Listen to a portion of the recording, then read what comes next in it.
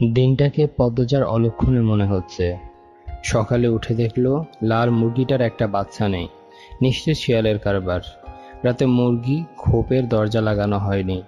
আর এখন আবিষ্কার করলো দেয়াল ঘড়িটার কাঁটা ঘুরছে না। ঘড়িটা রাজধানী থেকে হানি খালামণি দিয়েছিলেন। গ্রামে খুব কম লোকের হাতে ঘড়ি পরে। দেয়াল ঘড়ি হাতে গোনা 2-3 জনের বাড়িতে আছে। পদ্মজা সূর্যের দিকে তাকিয়ে সময়ের আন্দাজ করার চেষ্টা করলো। পূর্ণা প্রেমা দুপুরে খেয়েই ঘুম দিয়েছে। পদ্মজা মায়ের রুমে উকি দিল। হেমলতা মনোযোগ দিয়ে সেলাই মেশিনে কাপড় সেলাই করছেন। আটপাড়ায় একমাত্র হেমলতাই সেলাই কাজ করেন। প্রতিটি ঘরের কারো না কারোর পরনে তার সেলাই করা কাপড় আছেই। লুকিয়ে দেখছিস কেন? ঘরে আয়। হেমলতার কথায় পদ্মজা লজ্জা পেল। না আম্মা, কাজ আছে। পানি দিয়ে যা। হেমলতা জগ বাড়িয়ে দেন। পদ্মজা জগ হাতে নিয়ে বলল, আম্মা, সদকা কোন মুরগিটা দেব? হেমলতা গতকাল স্বপ্নে দেখেছেন বাড়িতে আগুন লেগেছে, তাই তিনি সদকা দিবেন বলে মনস্থির করেছেন। সকালে পদ্মজাকে মনের কথা জানালেন। সাদা মোরগটা দিয়ে দিস। মুন্না কি আসছে? না, প্রতিদিন বিকেলবেলা তো পানি নিতে আসে, কিছুক্ষণ পরেই আসবে। হেমলতা আর কথা বাড়ালেন না। পদ্মজা কলপাড় থেকে পানি নিয়ে আসে। আসরের আজানের সাথে সাথে মুন্না আসলো। গ্রামে সচ্ছল পরিবার নেই বললেই চলে। হাতে গোনা কয়েকটা পরিবারের সচ্ছলতা আছে। হেমলতার পরিবারটা টিকে আছে হেমলতার তীক্ষ্ণ বুদ্ধি এবং পরিশ্রমের জন্য। পুরো আটপাড়ায় টিউবওয়েল মাত্র 5টা। পদ্মজাদের টিউবওয়েল থেকে পানি নিতে প্রতিদিন অনেকেই আসে। তার মধ্যে নিয়মিত একজন মুন্না। 10 বছরের একটা ছেলে। মা নেই, বাবা পঙ্গু, সদরে বসে ভিক্ষা করে। পদ্মজা মোরগ নিয়ে কলপাড়ে এসে দেখে মুন্না নেই। একটু সামনে হেঁটে এসে ঘাটে মুন্নাকে দেখতে পেল। ডাকলো, মুন্না। মুন্না ফিরে তাকায়। পদ্মজার হাতে সাদা মোরগ দেখে মুন্না খুব খুশি হয়। পদ্মজা না বললেও বুঝে যায় সদকা পাবে আজ। মুন্না এগিয়ে আসলো, দাঁত কেলিয়ে হাসলো। হাসিস কেন? নে মোরগ, তোর আব্বাকে নিয়ে খাবি। মুন্না যে খুব খুশি হয় তা দেখে বোঝা গেল। খুশিতে গদগদ হয়ে মোরগটাকে জড়িয়ে ধরল। পদ্মজার ঠোঁট দুটি নিজেদের শক্তিতে প্রশান্তির হাসিতে মেতে উঠল। কি সুন্দর মুন্নার হাসি! পদ্মজা বলল, খুব খুশি? হ। দোয়া করবি আমরা যেন ভালো থাকি। করবাম আপা। আচার খাবি মুন্না? হ, খাইবাম। পদ্মজা আবার হাসলো। মুন্না ফেটুক। খাওয়ার কথা শুনলে চোখ চকচক করে ওঠে। পদ্মজা আচার নিয়ে আসে। মুন্নার সাথে বসে আরাম করে খায়। মুন্না একটু একটু করে খেতে খেতে বলল, আপা, তুমি খুব ভালো। তাই? হ, বড় হইয়া তোমারে বিয়া করবাম আমি। পদ্মজা বিষম খেল। দ্রুত এদিক ওদিক তাকিয়ে দেখলো কেউ শুনলো নাকি। বিয়ে তার কাছে খুব লজ্জাজনক শব্দ। বিয়ে নামটা শুনলে লজ্জায় লাল টুকটুকে হয়ে যায়। ফিসফিসিয়ে মুন্নাকে জিজ্ঞেস করলো, বিয়ের কথা কোথায় শিখলি? আব্বা কইছে। আর বলবি না এসব, যা বাড়িতে যা। পদ্মজা তড়িঘড়ি করে বাড়ির ভিতরে চলে যায়। রান্নাঘরে ঢুকে দেখলো হেমলতা রান্নার প্রস্তুতি নিচ্ছেন। সন্ধ্যার পর বিদ্যুৎ থাকে না, হারিকেন জ্বালিয়ে রান্না করতে হয়। প্রতিদিন ঘরে একটা হারিকেন আর রান্নাঘরে একটা হারিকেন জ্বালানো অনেক খরচের ব্যাপার। তাই তিনি বিকেলে রাতের রান্না সেরে ফেলেন। আম্মা, আমি রাঁধি? লাগবে না, সাহায্য করো শুধু। পদ্মজা চোখ ঘুরিয়ে দেখলো কি কাজ করা যায়। কোনো সাহায্যের প্রয়োজন নেই। হেমলতা নির্বিকার ভঙ্গিতে বললেন, লাউ নিয়ে আয়। ছিঁড়ে আনবো? না লাহারি ঘরে আছে? লাহারি ঘরে নাই। পদ্মজা মায়ের আদেশ পেয়ে যেন ছাদ পেয়েছে এমন ভাব ধরে দ্রুত ছুটে যায় লাউ আনতে। লাউ, বরবটি, ঢেঁড়স, কাঁকরোল, করলা, চিচিঙ্গা, পটল, ঝিঙ্গা ইত্যাদি ইত্যাদি সব রকমের সবজির মেলা বাড়ির চারপাশে ঘিরে। পদ্মজা সাবধানে গাছের উপর দিয়ে লাউ গাছের দিকে এগোয়। বর্ষাকাল হওয়াতে জোঁকের উপদ্রব বেড়েছে। জোঁকের ভয় অবশ্য নেই তার। হেমলতা পদ্মজার যাওয়ার পানে ঝিম মেরে কতক্ষণ তাকিয়ে থাকেন। মেয়েটাকে দেখলে তার মন বিষণ্ণতায় ভরে ওঠে। পদ্মজার চুল দেখলে মনে হয় এই সুন্দর ঘন কালো রেশমি চুল পদ্মজার এক একটা কালো রাত। পদ্মজার ছিমছাম গড়নের দুধে আলতা দেহের অবয়ব দেখলে মনে হয় এ দেহ পদ্মজার যন্ত্রণা, এ দেহ ধ্বংস হবে। পদ্মজার ওষ্ঠদ্বয়ের নিম্নে স্থির হয়ে থাকা কালো সূক্ষ্ম তিল দেখলে মনে হয় এই তিল পদ্মজার এক জীবনের কান্নার কারণ। হেমলতা পদ্মজার রূপের বাহার নিতে পারেন না। কেন কৃষ্ণকলির ঘরে ভুবন মোহিনী রূপসীর জন্ম হলো? জন্ম মৃত্যু বিয়ে কারো হাতে থাকে না।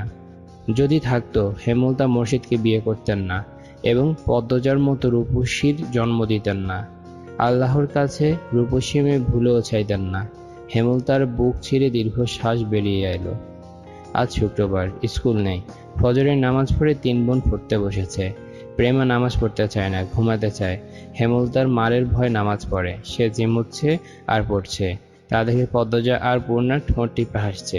হেমলতা বিরক্ত হন। প্রেমার তো পড়া হচ্ছেই না, সেই সাথে পদ্মজা পূর্ণার মনোযোগ নষ্ট হচ্ছে। তিনি কর্কশ কণ্ঠে ধমকে উঠলেন, প্রেমা, ঘুমাচ্ছিস কেন? ঠিক হয়ে পড়। প্রেমা সচকিত হলো। ছট করে চোখ খুলে ভয়ে তাড়াতাড়ি পড়া শুরু করলো। হেমলতা কিছুক্ষণ পর স্বাভাবিক গলায় বললেন, পড়তে হবে না, ঘরে গিয়ে ঘুমা। প্রেমা একটু অবাক হয়, পরে খুশি হয়ে ছুটে যায় ঘরে। পূর্ণ মুখ ভার করে ফেলল। তারও তো পড়তে ইচ্ছে করছে না, কিন্তু মা কখনো তাকে ছাড় দেন না। হয়তো ছোটবেলায় ছাড় দিতেন, মনে নেই। সে আবার খুব দ্রুত সব ভুলে যায়। ব্রেন ভালো প্রেমার, যা পড়ে মনে থাকে। পূর্ণা খুব দ্রুত ভুলে যায়। পদ্মজার সবকিছুই স্বাভাবিক, শুধু রূপ বাদে। সূর্য ওঠার সাথে সাথে মোর্শেদ বাড়িতে ঢুকেন। হাতে ঝাঁকি, জাল আর বড়শি, কাঁধে পাটের ব্যাগ ঝুলানো। ভোরে মাছ ধরতে গিয়েছিলেন। মোর্শেদ বাড়ি ফিরলে পূর্ণা আর প্রেমা সবচেয়ে বেশি খুশি হয়। মাছ খেতে পারে অনেক। অর্থের জন্য হেমলতা খুব কম মাছ আনেন। মোর্শেদ বাড়িতে যতদিন থাকেন ততদিন মাছের অভাব হয় না। মোর্শেদ বলার পূর্বেই পূর্ণা ও প্রেমা গামলা নিয়ে ছুটে আসে উঠানে। মোর্শেদ কাঁধের ব্যাগ উল্টে ধরেন গামলার উপর। খুঁটি, ট্যাংরা, পাবদা, চিংড়ি মাছের ছড়াছড়ি। হেমলতা ভারী খুশি হন। পদ্মজা লতা দিয়ে চিংড়ি খেতে খুব পছন্দ করে, আর প্রেমা পূর্ণা পছন্দ করে পাবদা মাছের ভুনা। মেয়েগুলো খুব খুশি হয়েছে মাছ দেখে। তিনি জানেন মোর্শেদ বাড়ি থেকে বের হতেই পদ্মজা ছুটে যাবে বাড়ির পেছনে লতা আনতে। হুনো লতা, আমার আম্মারারে পাবদা ভুনা কইরা দিবা, সবজি টবজি দিয়ে আর আনবা না। আব্বা, আপনি বাড়িতে থাকবেন? তাহলে তো প্রতিদিনই মাছ খেতে পারি। মোর্শেদ আর চোখে পদ্মজাকে একবার দেখে তীক্ষ্ণ চোখে হেমলতার দিকে তাকান। এরপর পূর্ণাকে জবাব দিলেন, কোনো রকম অশান্তি না হইলে তো থাকবামই। গামছা নিয়ে তিনি কলপাড়ে চলে যান।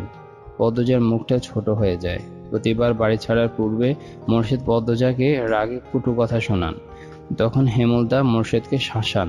ফলস্বরূপ মোর্শেদ বাড়ি ছাড়েন। মোর্শেদ নাকি বাড়ি ফিরল কোন দিন? মোর্শেদ গোসল সেরে রোদ পোহাচ্ছিলেন, সকালের মিষ্টি রোদ। ঘাড় গড়িয়ে রশিদ ঘটককে দেখে হাসলেন। আরে মিয়া চাচা, আহেন আহেন। পূর্ণারে চেয়ার আইন্না দে। খবর কি? পূর্ণা চেয়ার এনে দিল। রশিদ একদলা থুতু উঠানে ফেলে চেয়ারে বসলেন আরাম করে। প্রেমাকে উঠানে খেলতে দেখে ফরমাইশ দিলেন, এই মাইয়া যা, পানি লইয়া আয়, অনেকক্ষণ ধরে দমটা আটকাই আছে। প্রেমা পানি নিয়ে আসে। রশিদ পানি খেয়ে মুর্শিদকে বললেন, খবর তো ভালাই। বাবা, সেরিডারি কি বিয়া দিবা না? 2 বছর যাক, পড়তেছে যখন মেট্রিকটা ফাঁস করুক। কি কন? মেজোটা না, বড়টা। তোমার বউ তো মরিচের লাহান, কোনো বায়ও রাজি হয় না। তুমি বুঝাওছেন, পাত্র খাঁটি হীরা, বাপদাদার জমিদারি আছে। মোর্শেদ আর চোখে হেমলতা ও পদ্মজার উপস্থিতি পর্যবেক্ষণ করলেন। নেই তারা। তিনি জানেন পদ্মজার উপর কোনো রকম জোর জবরদস্তি তিনি করতে পারবেন না। হেমলতা তা হতে দিবেন না। এসব তো আর বাইরের মানুষের সামনে বলা যায় না। মোর্শেদ রশিদ ঘটককে নরম গলায় বললেন, থাকুক না, পড়ুক। মায়ে যখন চায় সেটি ফুরুক, তাইলে ফুরুক। রশিদ নিরাশ হলেন। ভেবেছিলেন মোর্শেদ রাজি হবে। তিনি মেয়ের শ্বশুর বাড়িতে ছিলেন। এরপর বড় অসুখে পড়লেন। তাই মোর্শেদ বাড়ি ফিরেছে শুনেও আসতে পারেননি। আজ একটু আরামবোধ হতে ছুটে এসেছেন অনেক আশা নিয়ে, কিন্তু মোর্শেদের জবানবন্দিতে তিনি আশাহত হলেন। কটমটে গলায় বললেন, যুবতী ঘরে রাখুন ভালা না, যখন বংশে কালি পড়ব তখন বুঝবা। হুনু মোর্শেদ, এই বয়সী মাইয়াদের স্বভাব চরিত্র বেশি দিন ভালা থাকে না। পাপ কাম এদের চারপাশে ঘুরঘুর করে। বেলা থাকতে জামাই ধরাইয়া দেওয়ান লাগে, বুঝছো নি? তোমার বউরে বুঝাও। রশিদ পাত্রের অনেক প্রশংসা করলেন। জমি জমা, বাড়িঘর সবকিছু বাড়াবাড়ি রকমের বর্ণনা দিলেন। ফলে মোর্শেদের মস্তিষ্ক কাজ করা শুরু করলো। রশিদ ঘটক যেতেই তিনি হেমলতার পাশে গিয়ে বসেন। ইনিয়ে বিনিয়ে পদ্মজার বিয়ের কথা তোলেন। হেমলতা সাপ নাকচ করে দেন। তিনি শান্ত কণ্ঠে বুঝিয়ে দেন পদ্মজার বিয়ে তিনি দিচ্ছেন না, আর মোর্শেদকে পদ্মজার ব্যাপারে নাক গলাতে না করেছেন। শেষ কথাটা বেশ কঠিন করেই বলেন, আগে বাপ হও, পরে বাপের কাজ করতে আসবা। মোর্শেদের তিরিক্ষি মেজাজ। তিনি রান্নাঘর ছেড়ে বেরিয়ে পড়েন। রগে রগে রাগ টকবক করছে। পদ্মজাকে বারান্দায় দেখে তিনি ঝাঁঝালো কণ্ঠে বললেন, সেড়ি যখন রূপ দিয়া নটি হইব, তখন আমার ঠ্যাঙও পাইবা না। এই সেড়ি মজা বুঝাইব। পদ্মজার চোখ বেয়ে জল গড়িয়ে পড়ে। হেমলতা রান্নাঘর থেকে বের হলেন মোর্শেদকে কিছু কঠিন কথা শোনাতে। পদ্মজা তখন দৌড়ে আসে, হেমলতার হাতে ধরে রান্নাঘরের ভিতরে নিয়ে যায়। মোর্শেদ যতক্ষণ বাড়িতে থাকে তারও খুব ভালো লাগে। পূর্ণা প্রেমা কত খুশি হয়, বাড়িটা পরিপূর্ণ লাগে। সে চায় না তার বাবা ঝগড়া করে ডাক নিয়ে বাড়ি ছেড়ে চলে যাক। হেমলতার আগে এক ঝটকায় মেয়ের হাত সরিয়ে দেন। তার সহ্য হয় না মোর্শেদকে। মানুষের কথার দ্বারা নিয়ন্ত্রিত হওয়া বদমেজাজি একজন মানুষ মোর্শেদ। ভালোটা কখনো বুঝে না, মানুষের কথায় নাচে, সারাক্ষণ মস্তিষ্কে একটা বাক্যেরই পূজা করে, মানুষ কি বলবে। মুষলধারে বৃষ্টি হচ্ছে। মাথার উপর বৃষ্টি নিয়ে মোর্শেদ বাড়ি ফেরেন। মুখ দেখে বোঝা গেল তিনি খুব খুশি। হেমলতাকে ডেকে বললেন, 1 মাসের লাইগা ঘর ছাইড়া লাহারি ঘরে উঠা পড়ো। কিসের দরকারের জন্য? শুটিং করার লাইগা মাতব্বর বাড়ি যারা আইছে তারার বলি আমরার বাড়ি পছন্দ হইছে, বিরাট অঙ্কের টাকা দিব কইছে। আমিও কথা দিয়ে আইছি, কায়দি উঠতে কইয়া আইছি। হেমলতা বিরক্ত হতে গিয়েও পারলেন না। সত্যি অর্থের খুব দরকার। পদ্মজার সামনে ম্যাট্রিক পরীক্ষা, কত খরচ, কলেজে পড়াতে ঢাকা পাঠাতে হবে। তিনি মোর্শেদকে বললেন, টাকার ব্যাপারটা নিয়ে আমার সাথে আলোচনা করতে বলবা, নয়তো জায়গা হবে না। আরে বললাম নে, এখন সব গুছায় লাও। পূর্ণা আড়াল থেকে সবটা শুনেছে। 7 দিন হয়েছে লিখন শাহ আর চিত্রা দেবী এ গ্রামে এসেছে, অথচ সে দেখতে পারল না। হেমলতা যেতে অনুমতি দেননি। পূর্ণা নামাজের দোয়ায় খুব অনুনয় করেছে আল্লাহকে, যেন লিখন শাহ আর চিত্রা দেবীকে সচক্ষে দেখতে পারে। আর এখন শুনল তাদের বাড়িতে নাকি আসছে ওরা। পূর্ণার মনে হচ্ছে সে খুশিতে মরে যাচ্ছে। এই মগা, আমাকে 1 কাপ চা দাও তো। মগা ঝড়ের গতিতে চা নিয়ে আসে। লিখন চিত্রার পাশে চেয়ারটায় বসলো। এরপর মগাকে বলল, দারুণ চা করো তো তুমি। মগা কাচুমাচু করে হাসলো। ভাবে বোঝা গেল প্রশংসা শুনে সে ভীষণ লজ্জা পেয়েছে। চিত্রা মগার ভাবভঙ্গি দেখে হেসে উঠল। চিত্রা হাসলে মগা মুগ্ধ হয়ে দেখে। মাতব্বর বাড়ির কামলা সে। চিত্রনায়ক লিখন শাহ এবং চিত্রনায়িকা চিত্রা দেবীর সেবা করার দায়িত্ব মগাকে দেওয়া হয়েছে। মগা এতে ভীষণ খুশি। চিত্রার সুন্দর মুখশ্রীর সামনে সবসময় থাকতে পারবে ভেবে। চিত্রা বলল, তোমার ভাইয়ের নাম জানি কি বলেছিলে? 4 ফুট উচ্চতার মগা উৎসাহ নিয়ে জবাব দিল, মদন। চিত্রার হাসি পায়, অনেক কষ্টে চেপে রাখলো। মগা মদন কারো নাম হয়? শুটিংয়ের মাঝে হুট করে আকাশ ভেঙে বৃষ্টি নামে, তাই আপাতত শুটিং স্থগিত আছে। সবাই বারান্দায় বসে বৃষ্টি দেখছে। হাতে সবার রংছা। ডিরেক্টর আবুল জাহেদ দারুণ খিচুড়ি রান্না করেন। বৃষ্টি দেখেই তিনি রান্নাঘরে ঢুকেছেন। আচ্ছা মগা, এই বাড়ির 2টা মেয়ে কোথায়? আসার পর একবার এসেছিল, এরপর তো আর এলো না। চিত্রা প্রশ্ন করলো। মগা বলল, ওই যে লাহারি ঘর, ওইটা তো আছে। লাহারি ঘর মানে কি? মগার বদলে লিখন বলল, যে ঘরের অর্ধেক জুড়ে ধান রাখা হয় আর অর্ধেক জায়গায় চৌকি থাকে কামলাদের জন্য, ওই ঘরকে লাহারি ঘর বলে এখানে, বোঝা গেছে? চিত্রা চমৎকার করে হাসলো। বোঝা গেছে। মগা, বৃষ্টি কমলে লাহারি ঘরে যাব, ঠিক আছে? আইসা আফা। এই লিখন, যাবা? ওই তো সামনেই, আলসেমি করো না। মগা হৈ হৈ করে উঠল। না না, বৈঠা লইয়া যাওন যাইত না, বাড়ির মালিকের মানা আছে। লিখন মগার না করার ভাব দেখে ভীষণ অবাক হলো। চিত্রা প্রশ্ন করল, মানা কেন? বাড়ির বড় সাইডারে তো আপনারা দেখেন নাই, আগুন সুন্দরী। এই লিখন ভাইয়ের লাহান বিলাই চোখা, সেইডারে স্কুল ছাড়া আর কোনোখানে যাইতে দেয় না। বাড়ি দিবার আগে কইয়া রাখছে লাহারি ঘরে বেঠা মানুষ না যাইতে। এই ছেড়ি লইয়া বহুতটা কিচ্ছা আছে। চিত্রা বেশ কৌতূহল বোধ করল। লিখন তীক্ষ্ণ ঘোলা চোখে লাহারি ঘরের দিকে তাকালো। 1.5 দিন হলো এখানে এসেছে। উঠানের শেষ মাথায় থাকা লাহারি ঘরটা একবারও মনোযোগ দেওয়া হয়নি। সামনের দরজাটা বন্ধ।